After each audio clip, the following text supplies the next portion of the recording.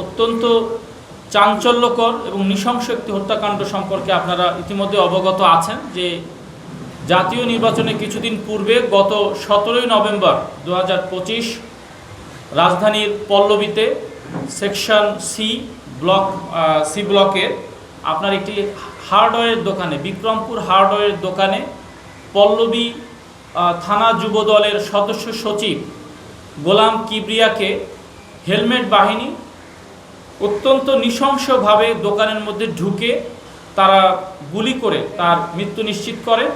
3 জন shooter আমরা CC camera ফুটেজে দেখতে পাই।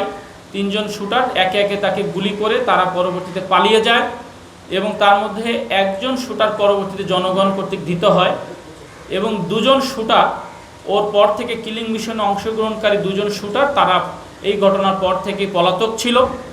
চাঞ্চল্যকর এই হত্যাকাণ্ডের সিসিটিভি ফুটেজ যখন সামাজিক যোগাযোগ মাধ্যমে প্রচারিত হয় তখন দেশব্যাপী ব্যাপক সমালোচনা এবং একই সঙ্গে একটি চাঞ্চল্য এবং আতঙ্ক তৈরি হয় যে দিনে দুপুরে এরকম একটি রাজনৈতিক ব্যক্তিত্ব, এক ধরনের বড় ধরনের নেতাকে সন্ত্রাসীরা ওপেনে দিনে দুপুরে গুলি করে তাকে হত্যা নিশ্চিত করে।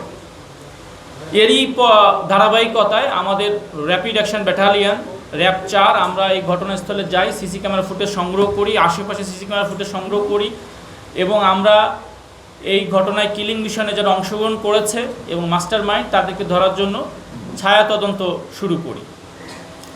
ছায়া তদন্তের এক পর্যায়ে ইতিমধ্যে আপনারা জেনেছেন যে আমরা এই ঘটনার অন্যতম পরিকল্পনাকারী এবং ঘটনার সঙ্গে সরাসরি জড়িত পাতা সোহেল এবং বুকপোড়া সুজনকে আমরা আগেই গ্রেপ্তার করেছিলাম।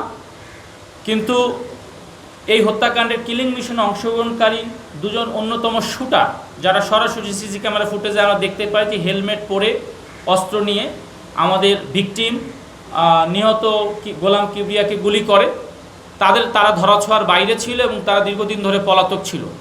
কিন্তু তারপরেও যেহেতু এটি একটি অত্যন্ত চাঞ্চল্যকর হাই ভোল্টেজ একটি হত্যাকাণ্ড, আমরা এই পলাতক আসামিদেরকে ধরার জন্য আমাদের প্রচেষ্টা, তদন্ত এবং আমাদের সার্বক্ষণিক গোয়েন্দা তৎপরতা অব্যাহত রাখি। এরই এক পর্যায়ে আমরা জানতে পারি তথ্য প্রযুক্তির সহায়তায় যে এই আসামিগুলো তারা বিভিন্নভাবে দেশের বাইরে, বাংলাদেশের সীমান্ত অতিক্রম করে দেশের বাইরে যাওয়ার চেষ্টা করছিল। কিন্তু পরবর্তীতে হাদি হত্যাকাণ্ডের পরে যখন আমাদের সীমান্তে কড়াকড়ি হয় এবং সীমান্ত অতিক্রম করা যখন খুব দুষ্কর হয়ে পড়ে তখন তারা অবৈধ পথে দেশের সীমান্ত অতিক্রম করতে ব্যর্থ হয় এবং তখন তারা আবার নির্বাচন পরবর্তী সময়ে এই যে একটু স্থিরতা আছে তখন তারা আবার ঢাকায় ফিরে আসে এবং তারা বৈধ পথে তারা বিদেশে যাওয়ার জন্য চেষ্টা করে, তাদের কাগজপত্র, পাসপোর্ট, ভিসা এগুলো করার জন্য তারা চেষ্টা শুরু করে।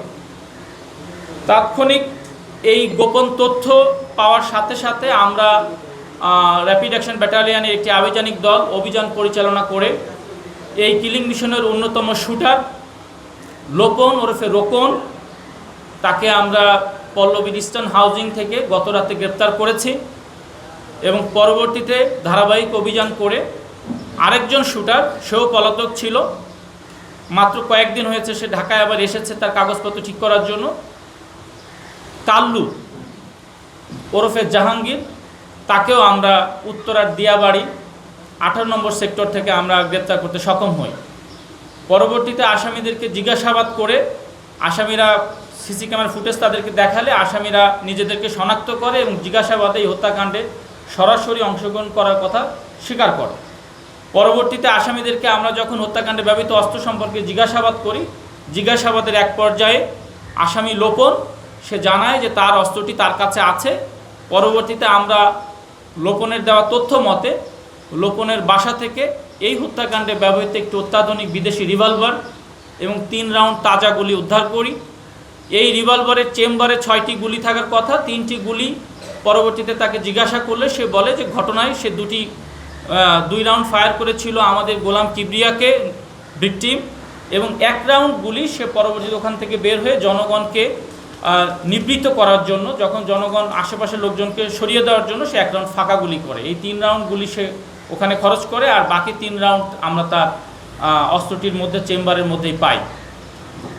আসামিদেরকে জিজ্ঞাসাবাদে আরও চাঞ্চল্যকর কিছু তথ্য পাওয়া গেছে, যেটি আমরা পরবর্তীতে, এই মামলাটি বর্তমানে ডিএমপি ডিবি তদন্ত করছে, তাদেরকে আমরা হস্তান্তর করব।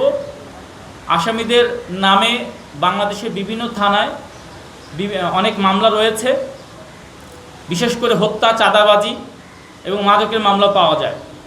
আসামিদেরকে পরবর্তী আইনগত ব্যবস্থা নেওয়ার জন্য আমরা যথাযথ কর্তৃপক্ষের কাছে অচিরে হস্তান্তর করব।